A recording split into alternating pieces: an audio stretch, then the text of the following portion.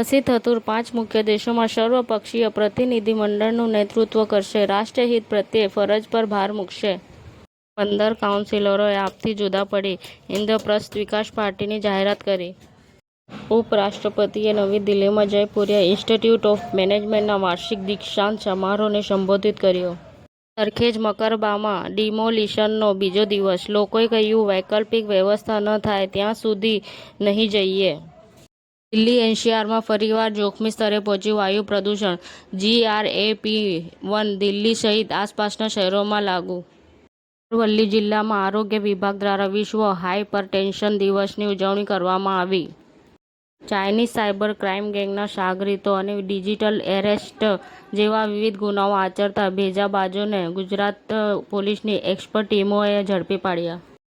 ધોળકા મુકામે ભવ્ય તિરંગા યાત્રા યોજાઈ, ભારતની સેનાનો પ્રહાર, આતંકવાદનો થયો સંહાર।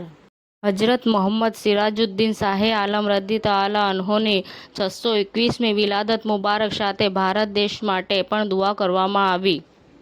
વેજલપુર વિસ્તારમાં આવેલા નિરાલી સોસાયટીમાં સરખેજના કોર્પોરેટ દ્વારા બનાવવામાં આવેલ ગેરકાયદેસર દુકાનો તોડી પાડવા આમ આદમી પાર્ટી દ્વારા કોર્પોરેશન કચેરી ખાતે હલ્લાબોલ કરવામાં આવ્યો। સમાચાર ટુડે ન્યૂઝ ચેનલની ટીમ અને જે સત્ય છે તે જ બતાવશે। આપ જોતા રહો સમાચાર ટુડે ન્યૂઝ ચેનલ। ગુજરાતની ધરતીનું ગુજરાતીઓ માટે જ, એટલે કે સમાચાર ટુડે ન્યૂઝ।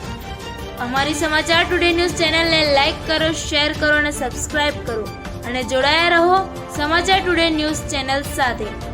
મળશે દરરોજ ઇનામ જીતવાની તક। અમારા સભ્ય બનો, જોડાઓ અમારી સાથે।